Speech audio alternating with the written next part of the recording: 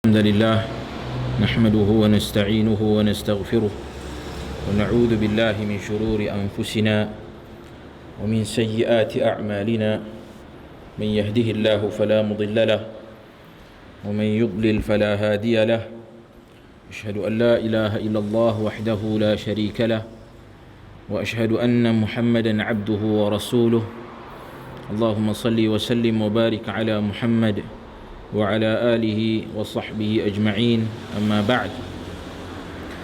Alhamdulillah, kita bersyukur kepada Allah Jalla wa'ala kerana dengan limpah dan kurnianya pada malam ini dengan izin Allah Subhanahu wa ta'ala kita sama-sama dapat berada dalam majlis ilmu, dan kita memohon kepada Allah Subhanahu wa ta'ala mudah-mudahan majlis ini akan diberkati dan juga dirahmati oleh Allah Subhanahu wa ta'ala insya-Allah.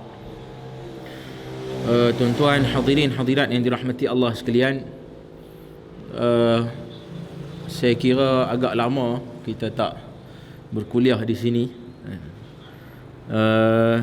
Namun alhamdulillah pada malam ini saya ada sedikit kelapangan, dan atas permintaan saudara Azman, saya cuba meluangkan masa untuk kita saling ingat mengingati antara satu sama lain, mendengar ayat-ayat Allah, mendengar sabda Nabi sallallahu alaihi wasallam. Mudah-mudahan keberadaan kita dalam majlis ilmu ini yang penuh dengan barakah, mudah-mudahan Allah Subhanahu wa taala akan membuka hati-hati kita untuk kekal istiqamah melaksanakan amal salih, dan mudah-mudahan kita semua akan diberikan ganjaran oleh Allah Subhanahu wa taala, dihimpunkan ke dalam syurga bersama-sama dengan baginda sallallahu alaihi wasallam insya-Allah. Hadirin hadirat yang dirahmati Allah sekalian, antara nikmat Tuhan yang sangat besar kepada kita adalah nikmat tauhid, yang mana nikmat ini sepatutnya kita senantiasa mensyukuri nikmat tauhid yang telah Allah Subhanahu wa taala berikan kepada kita. Dengan nikmat ini kita dapat hidup di atas muka bumi ini sebagai hamba Allah Subhanahu wa taala, dengan melaksanakan segala tanggungjawab kita sebagai hamba Allah, segala perintah Allah dan segala perkara yang dilarang oleh Allah kita tinggalkan. Jadi kita seharusnya menghargai nikmat ini dan berusaha sedaya upaya untuk menjaga nikmat tauhid ini dengan mengelakkan daripada terjebak di dalam perkara-perkara yang boleh mencemarkan akidah kita. Hadirin hadirat yang dirahmati Allah sekalian, akhir-akhir ini kita melihat ada beberapa perkara yang timbul dalam masyarakat kita yang mungkin sebahagian daripada kita menganggap bahawasanya ia perkara yang biasa, namun hakikatnya sedikit demi sedikit ia membawa kepada pencemaran akidah yang sangat serius. Ahlus sunnah dalam masalah akidah tidak ada kompromi dalam isu-isu akidah, dan mereka sangat tegas dalam perkara yang berkaitan dengan akidah. Sebab itu pada malam ini insya-Allah saya nak membincangkan satu perkara, iaitu bagaimana pendirian Ahlus Sunnah wal Jamaah terhadap orang-orang yang saleh. Apa pendirian Ahlus Sunnah terhadap mereka, dan bagaimana Ahlus Sunnah berinteraksi dengan orang-orang yang saleh. Pertama, kita kena tahu apa yang dimaksudkan dengan orang-orang yang saleh. Orang-orang yang saleh seperti mana dalam ayat-ayat Al-Quran kita dapati Allah Subhanahu wa ta'ala menisbahkan ataupun menggunakan perkataan saleh ini merujuk kepada beberapa perkara. Antaranya yang pertama merujuk kepada iman Seperti mana di dalam Al-Quran Allah Subhanahu wa taala berfirman, "Wa man salaha min abaihim," daripada suratul Ra'd ayat 23, yakni sesiapa-sesiapa sahaja yang beriman di kalangan bapa-bapa mereka. Yakni Allah Taala gunakan perkataan salih itu merujuk kepada iman. Dalam ayat yang lain Allah Subhanahu wa taala menggunakan juga perkataan salih ini merujuk kepada at-ta'ah. At-ta'ah. Misalnya di dalam ayat Al-Quran Allah Subhanahu wa taala berfirman, "Innal ladzina amanu wa 'amilus salihat," sesungguhnya orang-orang mereka-mereka yang beriman dan juga melakukan amal salih, yakni mereka-mereka yang taat kepada perintah Allah Subhanahu wa taala.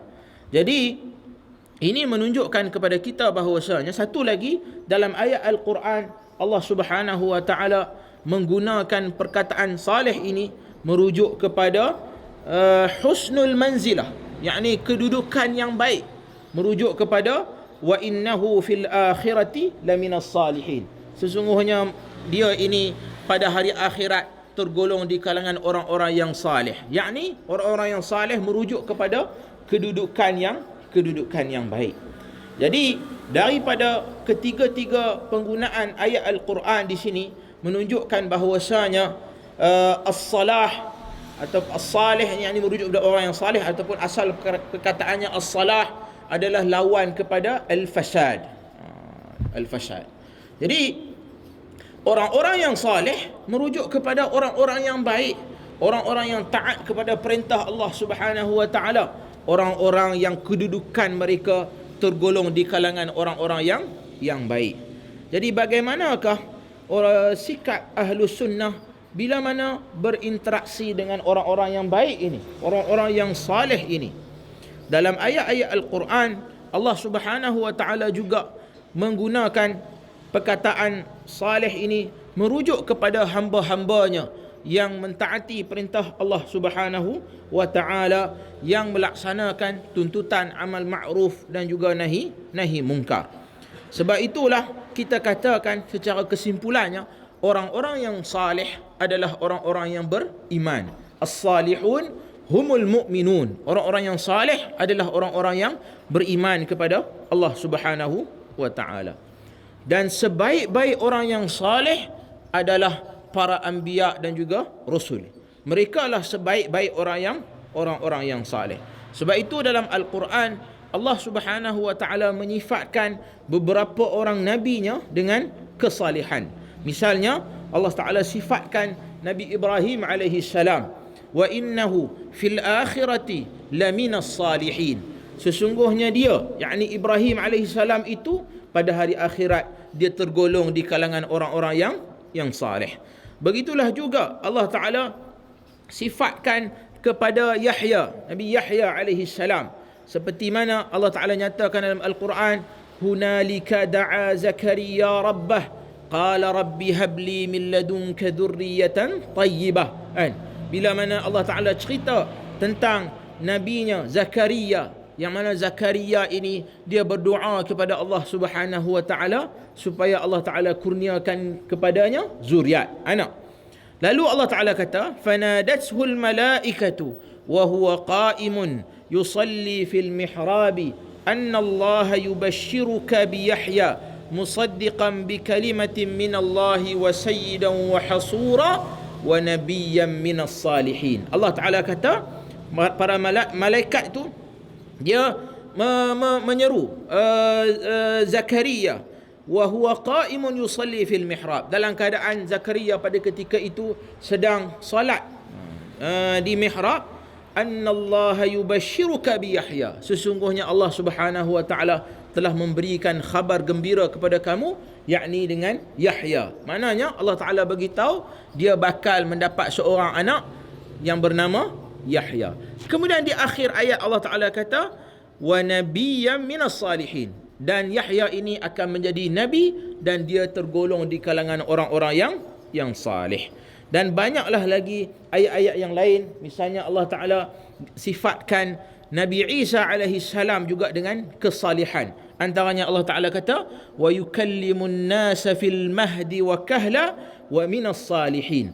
Isa alaihi salam ini dia akan bertutur, bercakap dengan manusia fil mahdi, ketika mana dia berada dalam buayan lagi, wa kahlan, ketika mana dia dewasa, wa minas salihin, dan dia tergolong di kalangan orang-orang yang salih. Maknanya di sini Allah Ta'ala sifatkan para anbiya-Nya dengan as-salah, kesalihan tersebut. Dan kita boleh katakan sebaik-baik orang yang salih adalah para anbiya dan juga para rasul.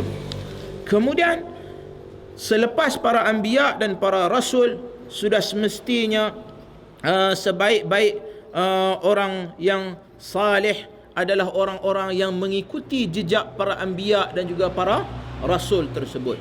Dan sebaik-baik orang yang salih selepas daripada Nabi Muhammad sallallahu alaihi wasallam sudah semestinya para sahabah ridwanullah alaihim ajma'in.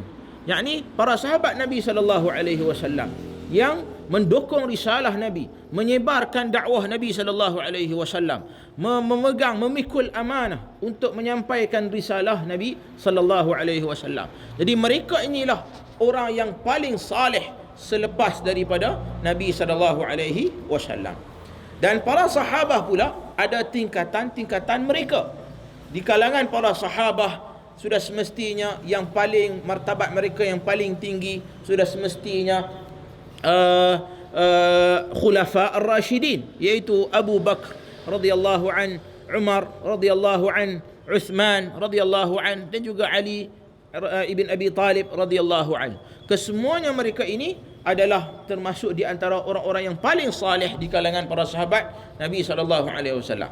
Kemudian yang datang selepas daripada itu adalah al-asharah al-mubasysyirin bil jannah, 10 orang sahabat Nabi yang telah dijanjikan dengan syurga. Kemudian datang pula ashabul badr, sahabat-sahabat yang menyertai peperangan Badar, dan kemudian seterusnya para sahabat-sahabat yang lain. Dan mereka inilah adalah orang yang paling salih selepas daripada Nabi sallallahu alaihi wasallam. Dan selepas daripada itu sudah semestinya para tabi'in, atba' tabi'in, 3 orang yang hidup dalam 3 kurun yang dikenali sebagai al-qurun al-mufaddalah, dan golongan yang seterusnya yang mengikut jejak Nabi sallallahu alaihi wasallam. Jadi kalau kita tahu tentang siapa orang yang paling salih ini, nescaya pendirian kita terhadap orang-orang yang salih ini, pasti pendirian kita mengambil pendirian yang lebih baik, iaitu pendirian yang pertengahan. Sebab dalam berinteraksi dengan orang-orang yang salih, ada golongan yang melampau, mengambil pendekatan yang ghulu terhadap orang-orang yang salih. Ada puak pula yang mengambil pendekatan jafa. Mereka ini cuai dan tidak mempedulikan orang-orang yang salih, tidak meletakkan kedudukan mereka pada tempat yang sebenarnya. Maka kita ambil jalan tengah, sebab ahlus sunnah adalah ummatan wasata, umat yang pertengahan, mengambil pendekatan yang sederhana. Lalu kita tidak ghulu dan juga kita tidak jafa, kita tidak melampau terhadap mereka dan juga kita tidak cuai terhadap mereka. Kita tak menjadi ghulu sehingga sebahagian golongan yang mengangkat orang-orang yang saleh kepada darjat nubuwah, misalnya kenabian, memberikan risalah nubuwah itu kepada orang-orang yang saleh. Juga ada orang yang tak mengiktiraf orang-orang yang saleh dan tidak meletakkan kedudukan mereka pada kedudukan yang sepatutnya. Kita tak mengambil pendekatan tersebut. Sebaliknya, kita mengambil pendekatan yang pertengahan. Apa pendekatan ahlus sunnah yang sepatutnya? Yang pertama sekali, ahlus sunnah mereka sangat menyayangi orang-orang yang saleh. Mereka cintakan orang-orang yang saleh. Mereka bersahabat, berkawan dan menolong orang-orang yang saleh. Ini pendirian ahlus sunnah dalam masalah orang-orang yang saleh. Kita memuji mereka, kita menyebut kebaikan-kebaikan mereka, dan kita berdoa kepada mereka. Sesungguhnya orang mukmin dia adalah penolong kepada orang mukmin yang lain. Seperti mana Allah Taala kata, wal mu'minuna wal mu'minat ba'duhum awliya'u ba'd. Orang mukmin lelaki dan juga orang mukmin wanita, kan? Di antara mereka itu saling tolong menolong antara satu sama lain. Ya'muruna bil ma'ruf wa yanhauna 'anil munkar. Mereka menyuruh kepada kebaikan dan juga mencegah daripada kemungkaran. Macam saya sebutkan tadi dalam definisi orang yang saleh sudah semestinya orang-orang yang mukmin, orang-orang yang beriman kepada Allah Subhanahu wa taala. Sebab itulah Al-Imam At-Tahawi menyatakan pendirian Ahlus Sunnah dalam kitabnya yang masyhur, iaitu Al-Aqidah At-Tahawiyah. Dia kata apa? Wa nuhibbu ahlal adli wal amanah wa nubghidu ahlal jawri wal khiyanah. Kita cintakan, kita sayangkan, kita suka kepada orang-orang yang adil dan juga amanah, dan kita membenci orang-orang yang jahat dan juga orang-orang yang khianah.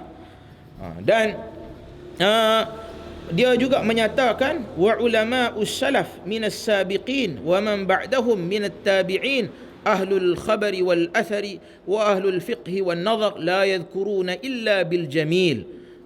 Dia kata sesungguhnya ulama-ulama salaf yang terkemudian dan orang yang datang selepas daripada mereka di kalangan tabi'in, ahlul khabari wal athar, yakni orang-orang yang berpegang dengan hadis dan juga athar daripada Nabi sallallahu alaihi wasallam, dan juga ahli-ahli fiqh, mereka tidaklah menyebut orang-orang yang saleh ni melainkan dengan perkataan-perkataan yang baik-baik sahaja.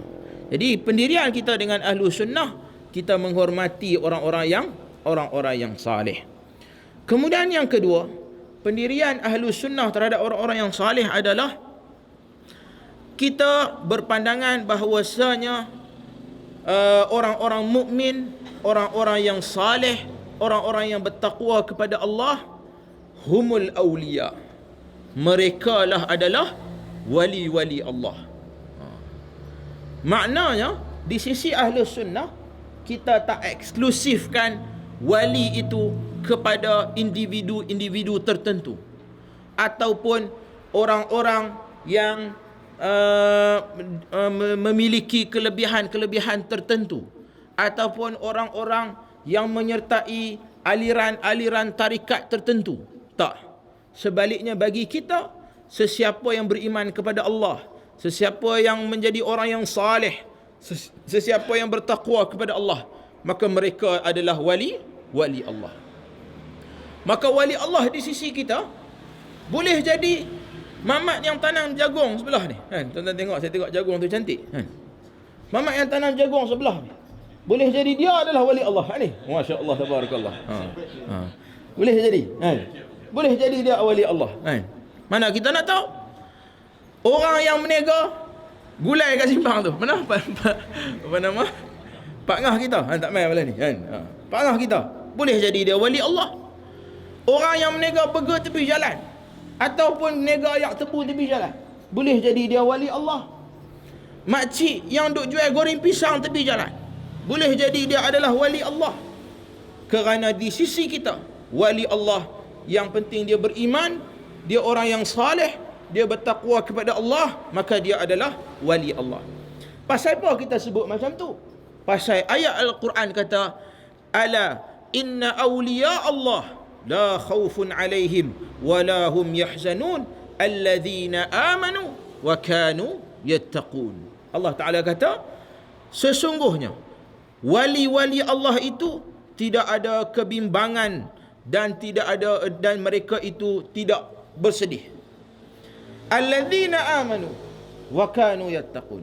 Allah Ta'ala bila sebut wali Allah, kemudian Allah Ta'ala bagi ciri siapa dia wali Allah tu. Allah Ta'ala kata alladzina amanu, yakni orang-orang yang beriman, wa kanu yattaqun, dan juga mereka bertakwa kepada Allah. Dua syarat ni je nak jadi wali Allah.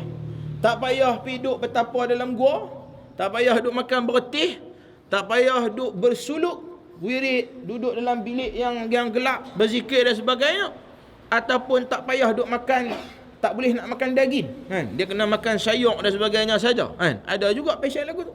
Jadi di sisi kita tak ada semua benda ni. Kerana bagi kita, orang yang saleh, orang yang beriman, orang yang bertakwa kepada Allah, dia boleh jadi wali-wali Allah Subhanahu wa taala. Sebab itu Al-Imam At-Tahawi sebut, dia kata, wal mu'minuna kulluhum awliya'ur rahman.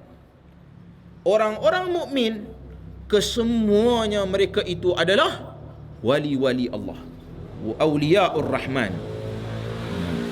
Jadi di sisi ahlu sunnah, orang-orang yang beriman kepada Allah, bertakwa kepada Allah, mereka adalah wali-wali Allah. Sebab itulah untuk menjadi wali-wali Allah adalah dengan beriman kepada Allah Subhanahu wa taala, beramal dengan Al-Quran dan juga As-Sunnah.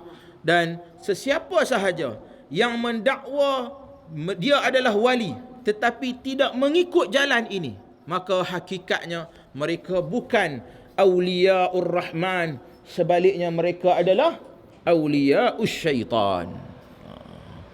Sebab itu Syekhul Islam Ibn Taymiyah ada tulis satu buku yang bagus, iaitu Al-Furqan, garis pemisah antara awliya'ur rahman dan juga awliya'us syaitan. Sebab kita kena tahu bahawasanya ada di kalangan orang-orang yang menzahirkan seolah-olah mereka adalah awliya'ur rahman, namun hakikatnya mereka adalah awliya'us syaitan. Kemudian yang ketiga, pendirian ahlu sunnah terhadap orang-orang yang saleh, orang-orang yang beriman ataupun awliya, wali-wali Allah ini. Ahlu sunnah beriman bahawasanya di sisi orang-orang yang saleh atau orang-orang yang dikatakan awliya'ur rahman ini boleh jadi berlaku terhadap mereka beberapa karamat, yakni perkara-perkara yang khawariqul adat, yakni perkara-perkara yang menyalahi kebiasaan, benda-benda yang pelik-pelik boleh berlaku kepada dia. Ini kita beriman dari sudut ni, kita percaya boleh berlaku benda ni. Sebab itu Al-Imam At-Tahawi dia kata, wa nu'minu bima jaa min karamatihim, dan kita beriman dengan daripada apa-apa yang datang khabar tentang karamat mereka. Karamat ni mana benda yang menyalahi adah ni tadi kan. Karamat lah orang kita panggil karamat, benda-benda yang pelik-pelik kan. Macam-macam, kadang-kadang kita dengar cerita ni, pelbagai kisah yang disampaikan kepada kita kan. Ada yang boleh tahan ribut kan, ada yang boleh bawa ribut kan. Macam hak Sultan Melaka, hak kena tangkap tu kan. Dia punya pembantu kepada permaisuri tu kan, dia kata Sultan Melaka ni silat-silat hari bulan, kalau dia murka dia nanti buat mai ribut dan taufan dan sebagainya, menjahanamkan kita pasal kita tangkap sultan dia kan. Jadi ini semua karut kan? Ini semua karut dan merepek. Pasal apa kita kata begitu? Pasal karamah ini pada pandangan kita, apa yang kita fahami, ia merujuk kepada perkara pelik yang berlaku terhadap orang-orang yang saleh. Kalau orang-orang itu ada ciri orang-orang yang saleh, benda pelik tu berlaku kepada dia, maka kita yakin ini adalah karamah. Kalau tidak, hakikatnya ia sebaliknya. Ia sebaliknya. Sebab itulah Syekhul Islam Ibn Taymiyah kata, termasuk di antara usul Ahlus Sunnah adalah membenarkan karamat yang berlaku kepada para awliya, dan apa yang berlaku pada tangan mereka itu perkara-perkara yang menyalahi adat. Namun mereka sepakat bahawasanya sekiranya perkara tersebut berlaku kepada orang-orang yang tidak mengikuti jalan Nabi SAW, tidak beriman, tidak bertakwa kepada Allah, maka hakikatnya ia bukan termasuk di antara awliya'ur rahman, sebaliknya ia adalah awliya'us syaitan. Sebab itu Al-Imam Asy-Syaukani dia ada menyatakan tentang bagaimana kita nak membezakan antara perkara pelik yang berlaku yang dianggap sebagai karamah orang yang soleh ataupun benda pelik yang hakikatnya datang daripada syaitan. Dia kata mizan kita, penimbang yang kita nak ambil kira mana satu yang betul, karamat yang betul, mana satu karamat yang salah, adalah Al-Quran dan juga As-Sunnah. Kira kata benda pelik ni macam-macam dah kan. Tuan-tuan tengok orang yang belajar silat mata kan, boleh buat macam-macam benda-benda yang pelik-pelik. Dan juga dikhabarkan kepada kita orang-orang yang memiliki ajaran-ajaran tertentu yang karut kan, ajaran yang sesat ni, dia mungkin boleh berada di beberapa buah tempat kan. Saat dia pergi, orang nampak dia tawaf di Kaabah, saat lagi orang tengok dalam masa yang sama dia duduk tambat lembu dia di kampung kan, misalnya kan, misalnya. Jadi benda-benda seperti ni kita katakan kalaulah orang tersebut tidak menzahirkan ciri-ciri orang yang beriman, orang-orang yang berada di atas jalan sunnah Nabi sallallahu alaihi wasallam, maka kita kata perkara pelik yang berlaku ini bukanlah termasuk di antara karamat awliya. Sebaliknya ia adalah benda-benda pelik yang berlaku terhadap awliyaus syaitan. Baik. Kemudian yang keempat, Ahlus Sunnah beriktikad bahawasanya orang-orang yang saleh ini dan juga orang-orang yang dikatakan awliya ataupun wali ini, mereka tidak maksum. Dan ulama Ahlus Sunnah telah ijma' dalam masalah ini bahawasanya tidak ada orang yang maksum selepas daripada baginda sallallahu alaihi wasallam. Sebab itulah kita kata apa pun tahap dia ni kan, Syekhul Islam ke, Syekh Ayatullah ke, apa tuan guru apa-apa ke, wali kutub, wali apa dan sebagainya, kalaulah mereka ini telah pun meletakkan kemaksuman kepada tok syekh dia ini, maka jelas ajaran ini terpesong daripada ajaran Ahlus Sunnah wal Jamaah. Khususnya contohnya macam orang-orang Syiah yang meletakkan kemaksuman kepada imam-imam mereka. Nanti kita akan tengok. Baik.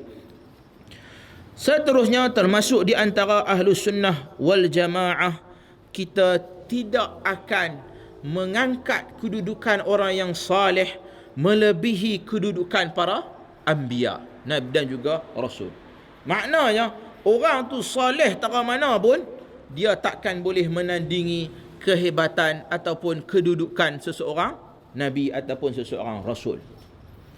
Dan juga mereka tak boleh menandingi kehebatan ataupun kelebihan seorang sahabat Nabi sallallahu alaihi wasallam.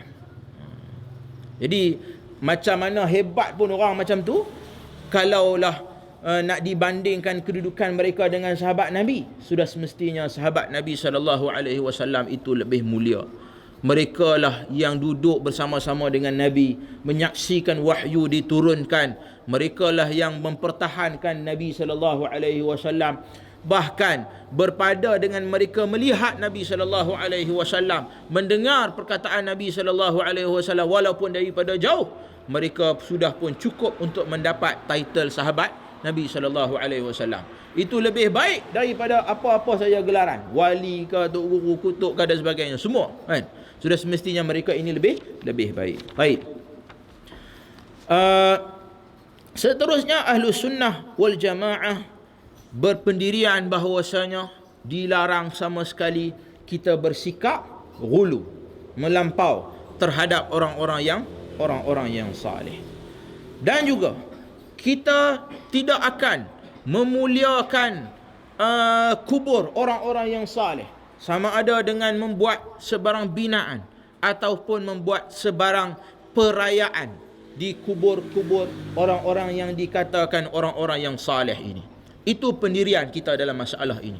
Bahkan sepatutnya kita yang mendakwa kita bermazhab Syafi'i, kita kena sedar Al-Imam Syafi'i juga antara imam yang sangat tegas dalam masalah seperti ini, melarang membina binaan di atas kubur, disimenkan kubur tersebut, dihiaskan dengan perhiasan-perhiasan tertentu.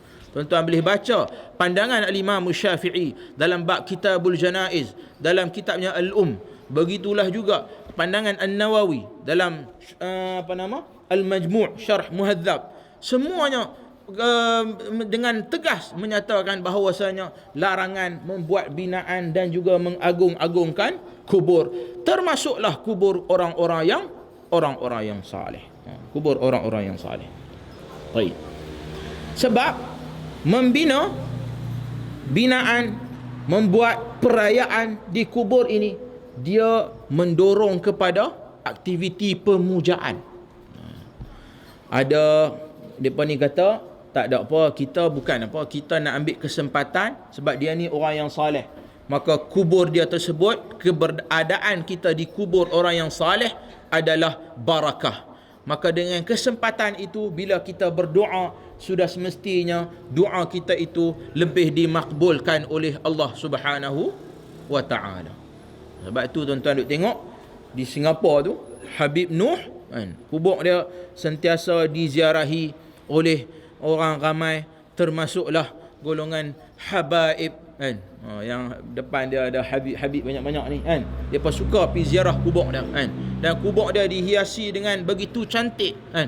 Ada tirainya, depa hias begitu cantik, dan di situlah depa berdoa, baca qasidah dan sebagainya kan, di situ.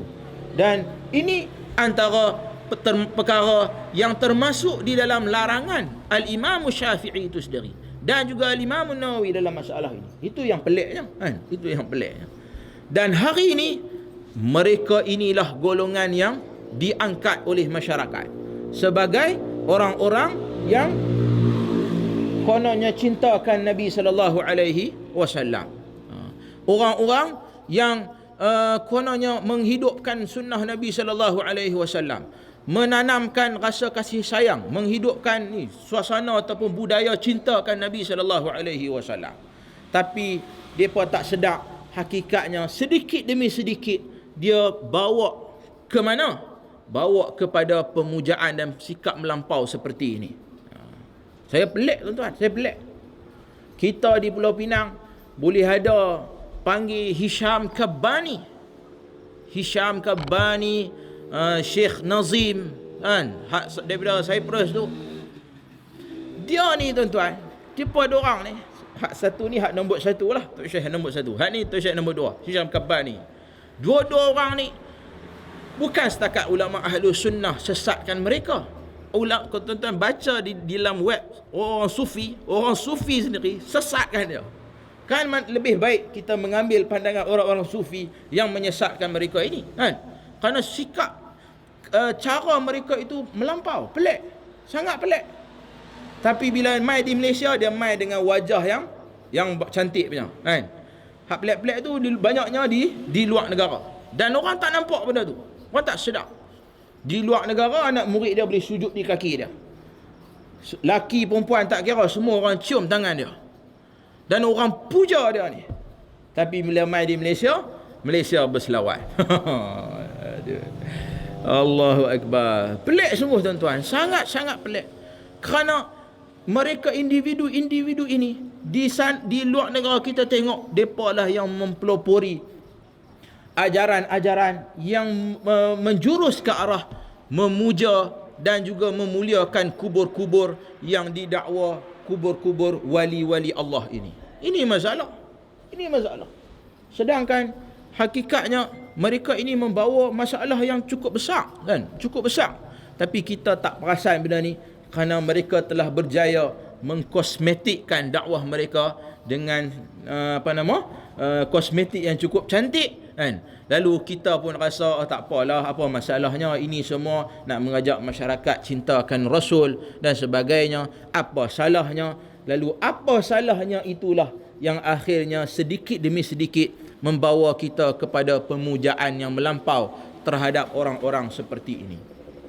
Bila kita kritik sikit, depa kan melenting, melampau kan, marah kan, kerana kita macam kritik tok guru dia. Tapi kita bukan masalah dari sudut kita rasa dengki ke apa, tak. Tapi kita bimbang pembawaan dakwah yang mereka bawa itu hakikatnya nak menyeru kita ke arah apa sebenarnya kan. Itu masalahnya. Baik. Kenapa Ahlus Sunnah sangat bertegas dalam isu larangan melampau terhadap orang yang soleh ini? Apa sebab dan apa punca utamanya? Tuan-tuan, kalau baca dalam Sahih Bukhari, diriwayatkan tafsir daripada Ibn Abbas radhiyallahu anhuma pada ayat Al-Quran, wa qalu la tadharunna alihatakum wala tadharunna waddan wala suwa'an wala yaghutha wa ya'uqa wa nasra. Ayat ini di mana orang-orang kufar Quraisy dia kata janganlah tinggal kan Tuhan-Tuhan kamu, jangan tinggal Wadda, Suwa', Yaghuth, Ya'uq dan juga Nasra. Ini semua adalah berhala-berhala yang disembah oleh orang-orang kufar Quraisy pada zaman jahiliyah. Asalnya, sebab itu Ibn Abbas kata, asalnya ini adalah asma' rijalu salihin min qaumi Nuh. Asalnya mereka ni adalah orang-orang yang saleh di kalangan kaum Nabi Nuh.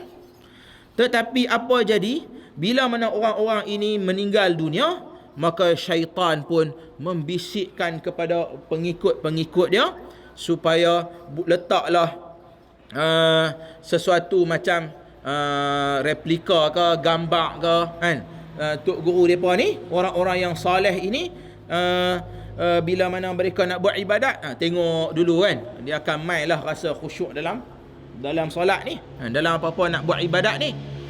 Akhirnya mula dengan gambar, tak apa nak puas hati, mula gambar duduk ujung tepi, kemudian dia main mula kot tengah, kemudian semayang terus menghadap gambar tu, kemudian buat terus arca, dan akhirnya ia dijadikan sebagai patung dan disembah sebagai Tuhan. Ini masalahnya. Dan hari ni kita tengok sedikit demi sedikit dia duk main masalah-masalah ni kan.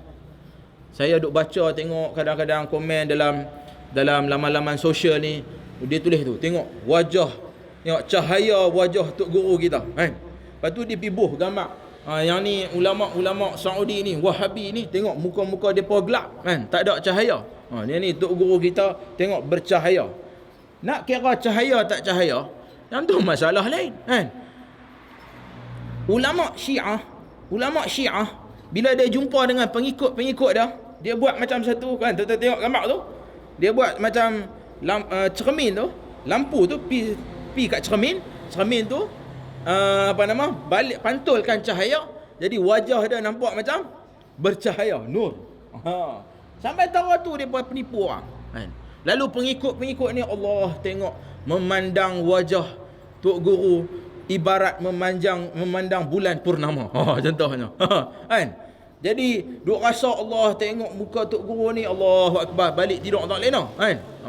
Rasa bila nak khusyuk dalam sembahyang ni, nak bagi lebih ingat khusyuk dalam sembahyang, fokus dalam ibadat, tengok gambar tok guru tu ataupun bayangkan wajah tok guru tu. Maka sedikit demi sedikit talbisul iblis, belitan syaitan, membawa kita kepada ghulu tadi kan? Ghulu, melampau, sehingga akhirnya kita terjebak dalam syirik kepada Allah Subhanahu wa taala. Ini masalah. Yang herannya, kita duk marah orang-orang Syiah ni, kita kata depa ni mesti ada satu gambar imam-imam depa dalam dalam rumah depa kan. Tapi yang peminat habaib ni pula boleh pula buah gambar tutup guru dia buat besar-besar. Ini tak apa ni kan. Pasal kita melihat wajah mereka dengan nur dan sebagainya. Ini semua adalah talbisul iblis yang akhirnya boleh menyebabkan kita terjebak dalam khurafat dan dibibangi lebih teruk daripada itu syirik kepada Allah Subhanahu wa taala. Baik. Tadi kita tengok pendirian Ahlus Sunnah. Sekarang kita nak tengok pula golongannya ghulu terhadap orang-orang yang saleh ini. Antara golongannya ghulu terhadap orang-orang yang saleh, misalnya Syiah Rafidah. Mereka sangat melampau terhadap imam-imam mereka sehingga meletakkan kedudukan imam-imam mereka ini termasuk sampai ke tahap kedudukan nubuwah kan, kenabian, kerasulan, sampai ke tahap itu. Mereka memberikan kemaksuman kepada imam-imam mereka. Contohnya di sini seperti mana yang dinakalkan terhadap dalam buku Syiah daripada Ja'far As-Sadiq, dia kata, man ata qabr al-Husain alaihi salam arifan bihaqqihi kana kaman hajja mi'ata hajjah ma'a Rasulillah sallallahu alaihi wasallam. Diriwayatkan daripada Ja'far As-Sadiq ni, dikatakan siapa-siapa yang menziarahi kubur Husain. Husain ni siapa? Cucu Nabi sallallahu alaihi wasallam. Arifan bihaqqihi, dengan mengetahui hak Husain ini, maka dia seolah-olah telah pun menunaikan 100 kali haji dengan Nabi sallallahu alaihi wasallam. Hebatnya. Pi ziarah kubur Husain, dapatlah 100 kali haji dengan Nabi sallallahu alaihi wasallam. Sebab itulah tuan-tuan, percayalah, mana-mana ajaran, mana-mana tarikat ke apa dan sebagainya yang membawa kepada pengagungan kubur, mengagung-agungkan kubur, memuliakan kubur-kubur orang-orang yang saleh ini, hakikatnya mereka sudah pun terkena dengan virus-virus Syiah sebenarnya. Syiah ni daripada awal lagi lah, mereka lah yang mempelopori benda-benda ni, memuja kubur ni. Baik. Kemudian dari puak yang melampau juga dalam masalah ini, iaitu orang-orang golongan Sufiyah. Ini ahli Sufi yang ekstrim, yang melampau. Mereka memuja dan juga mengagungkan kubur-kubur orang yang saleh, termasuk juga kubur yang mereka dakwa kubur nabi-nabi. Di Hadramaut, Yaman, ada kubur didakwa kubur Nabi Hud, dan orang-orang golongan habaib ni depa suka buat perayaan besar-besaran, pi ramai-ramai macam nak pi buat haji tu kan. Saya tengok satu dokumentari, Mamat ni Mak Saleh kan, Mak Saleh, dan dia ikutlah dengan depa ni ramai-ramai kan. Depa kena berjalan nak pergi ke tempat tu, jalan kaki lah kan. Kita boleh tengok serupa macam orang berjalan kaki nak pergi Arafah kan, cuma tak pakai kain ihram je. Kalau dah start pakai kain ihram, dia memang jahanam tu.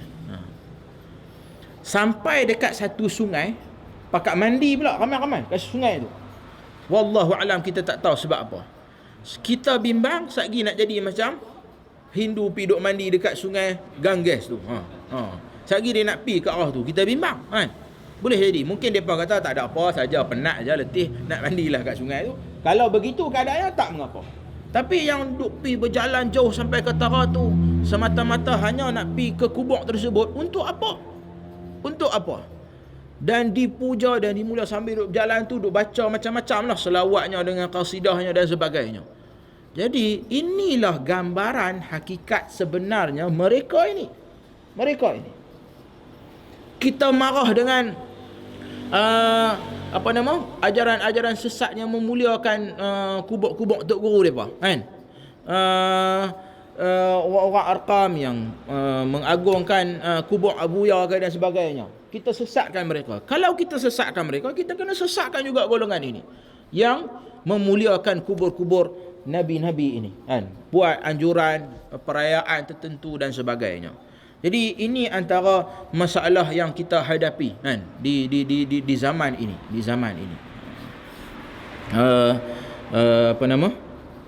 ada yang buat pakej sekarang ni. Pakej menziarahi Turki ke, ataupun pakej ziarah Mesir ke, dalam masa yang sama menziarahi kubur-kubur wali-wali Allah. Pi ziarah kubur ni dan sebagainya. Ini masalah tuan-tuan. Kalau tuan-tuan pergi di Mesir, ada kubur yang didakwa kubur Imam Asy-Syafi'i. Dan kalau ni ayah saya sendiri cerita lah kan. Dia pergi di situ, dia kata kawan yang jaga kubur tu, dia selak lantai kubur tu, dia tunjuk tapak kaki. Dia kata ini tapak kaki Rasulullah sallallahu alaihi wasallam. Rasulullah mai ziarah kubur al-Imam Asy-Syafi'i. Jadi kalau Rasulullah boleh mai ziarah, pasal apa kita tak mai ziarah kubur Imam Syafi'i ni? Ini cerita apa? Nabi mati bila? Imam Syafi'i itu mati bila? Tak ada kena mengena.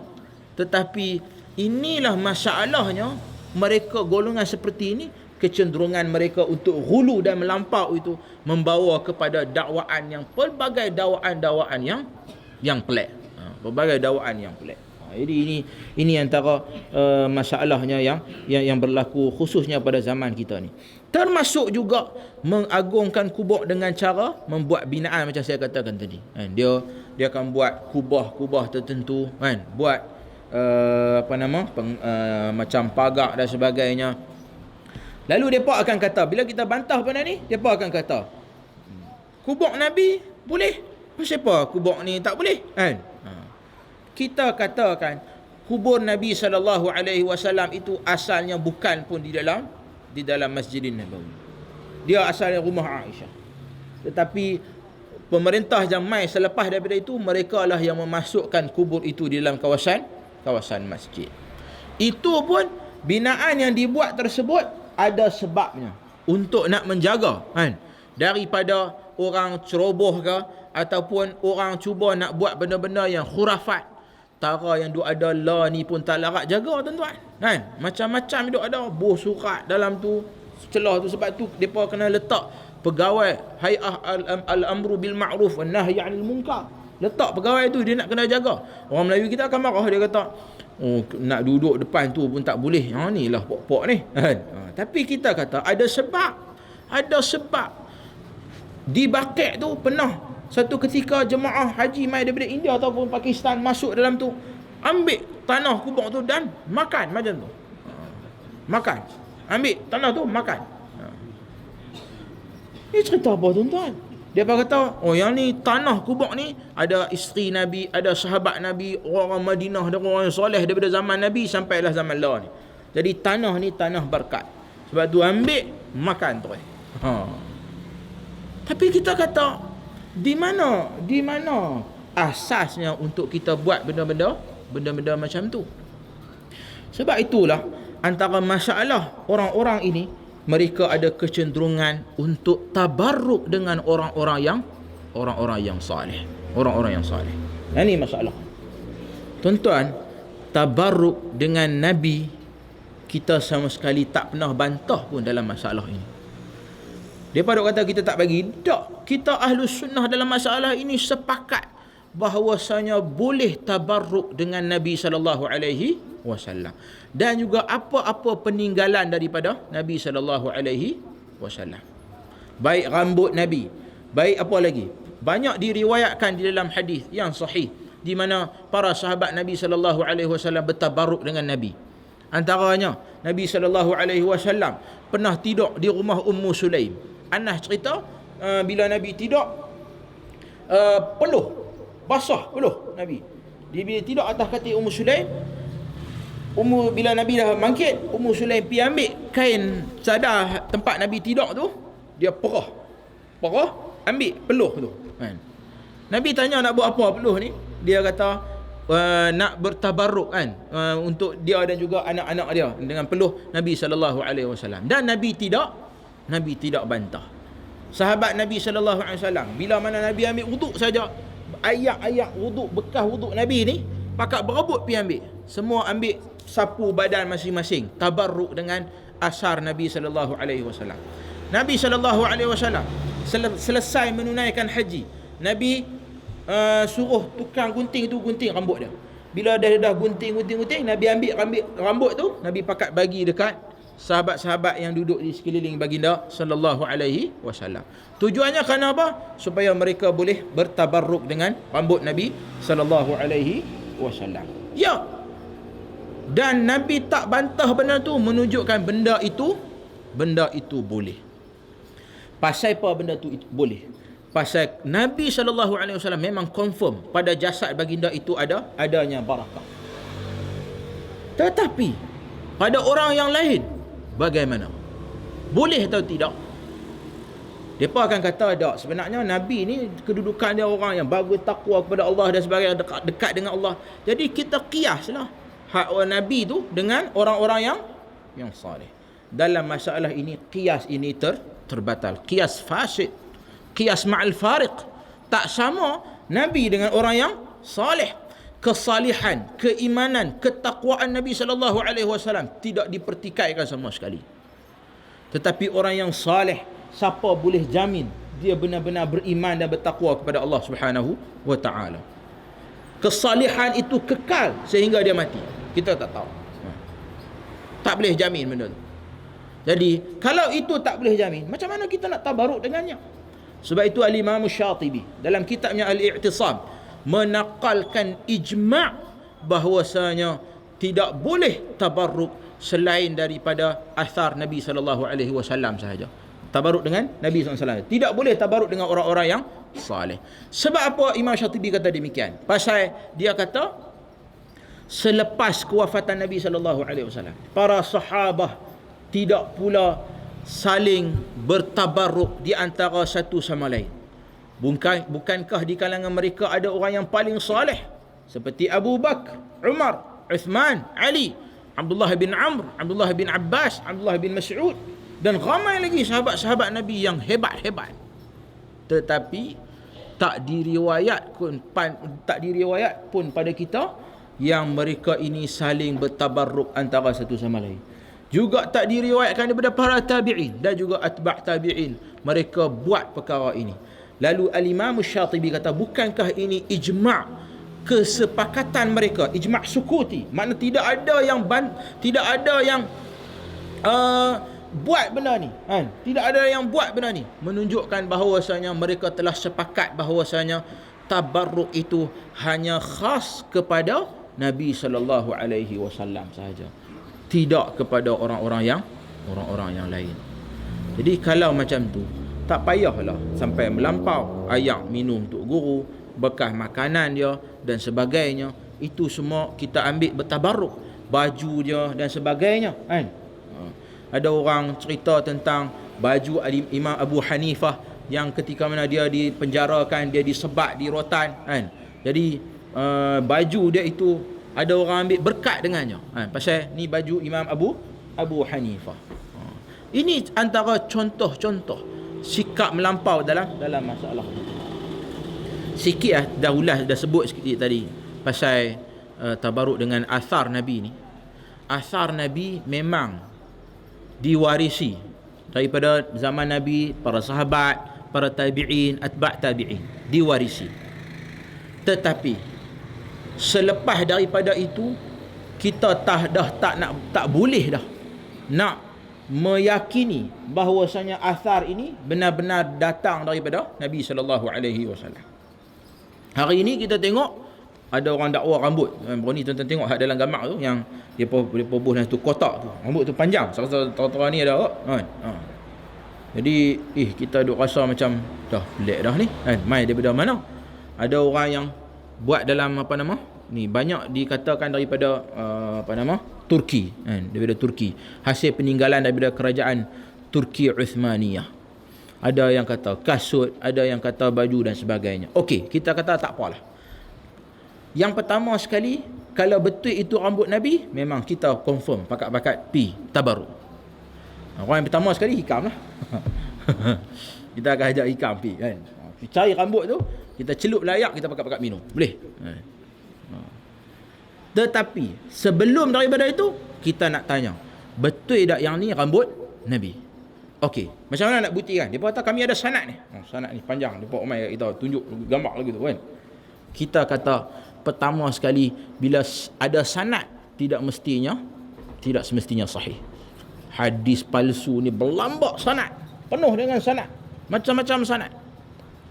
Bahkan disusun dengan begitu cantik, perawi-perawinya terdiri daripada perawi-perawi Sahih Bukhari. Tetapi ulama hadis bila tengok saja ni, dia kata yang ni tak boleh pakai langsung, ini palsu. Pasal ulama hadis di kalangan nuqat, kan, ahli-ahli hadis, huffaz, mereka sangat teliti dalam hal ni. Depa tengok saja depa boleh tahu. Sebab itulah Abdullah bin Mubarak menyifatkan bagaimana anak murid dia mungkin tertanya-tanya macam mana dia boleh tahu yang ni hadis ni sahih, ini tidak sahih, palsu dan sebagainya.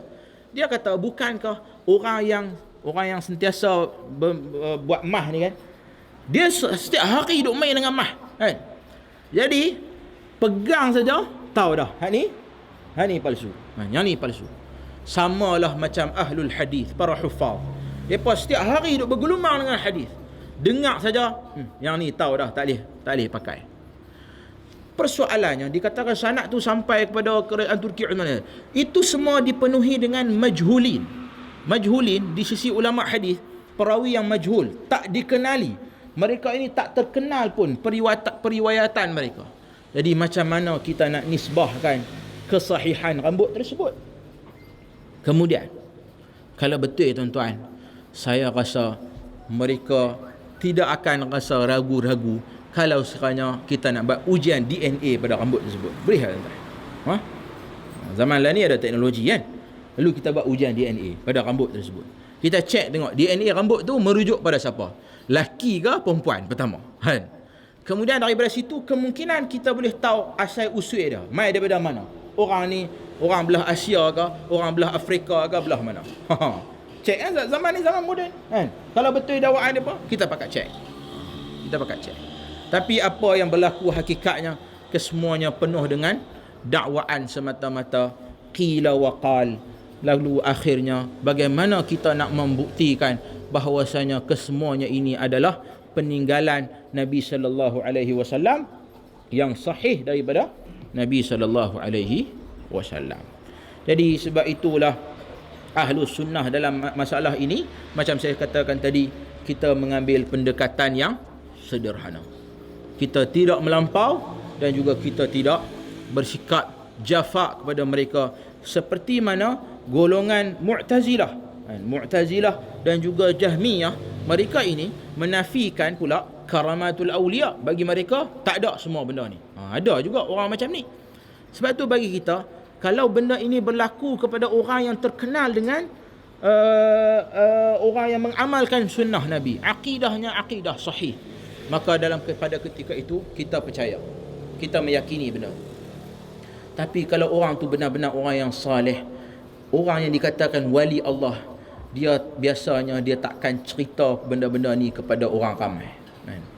Dia takkan cerita. Kenapa? Dia dibimbangi membawa kepada sikap apa? Masalah ujub, masalah hati yang pelbagai. Bila duk cerita ke orang, sekali orang kata, oh yang ni lah tok wali kita, kan? Yang ni lah orang yang patutnya kita kalau nak minta doa, kena minta doa dekat dia ni, kan? Jadi dia akan membawa kepada masalah-masalah seperti itu. Jadi hadirin hadirat yang dirahmati Allah sekalian, saya rasa itu antara beberapa perbincangan kita pada malam ini berkaitan dengan pendirian Ahlus Sunnah terhadap orang-orang yang saleh. Dan seperti mana yang saya tegaskan tadi, bahawasanya di sisi Ahlus Sunnah kita meyakini orang-orang yang saleh, mereka lah orang yang beriman dan mereka lah adalah wali-wali Allah. Lalu kita tak membezakan wali-wali ini pada martabat-martabat tertentu, kita buat kelas-kelas tertentu, tak ada. Seperti mana yang saya sebutkan tadi, sesiapa sahaja yang beriman kepada Allah, bertakwa kepada Allah, laksanakan perintah Allah, tinggal larangan Allah, maka mereka adalah wali-wali Allah. Mereka boleh menjadi sesiapa sahaja. Mungkin pada zahirnya, pakaiannya dia nampak macam orang biasa, kan? Nampak macam saya sebutkan tadi beberapa contoh, mamak jual burger dan sebagainya, orang yang jual ayak tebu dan sebagainya, orang yang jual goreng pisang, tetapi mereka adalah wali-wali Allah. Jadi kita dalam hal ni, kita meletakkan kedudukan mereka pada kedudukan yang sepatutnya. Kita tak melampau dan juga kita tidak cuai kepada mereka. Kita menyayangi orang-orang yang saleh. Kita menyebut kebaikan-kebaikan mereka dan kita berdoa kepada mereka. Ini sikap kita yang sepatutnya. Kita takkan melampau, kita takkan melakukan perkara-perkara yang melampaui batas yang ditetapkan oleh syarak, khususnya yang dinyatakan oleh baginda sallallahu alaihi wasallam. Jadi hadirin hadirat yang dirahmati Allah sekalian, saya rasa cukup sekadar itu kuliah kita pada malam ini. Mudah-mudahan adalah kebaikan yang kita perolehi bersama, dan saya difahamkan ada kuliah selepas Isyak di rumah Pak Long Li, kan, kuliah dengan Ustaz Halim Hassan. Jadi mudah-mudahan hadirin hadirat yang dirahmati Allah sekalian, kita semua dapat faedah pada malam ini. Dan saya buka mungkin satu dua kalau ada yang nak tanya soalan, kalau tak ada kita tutup. Wallahu a'lam.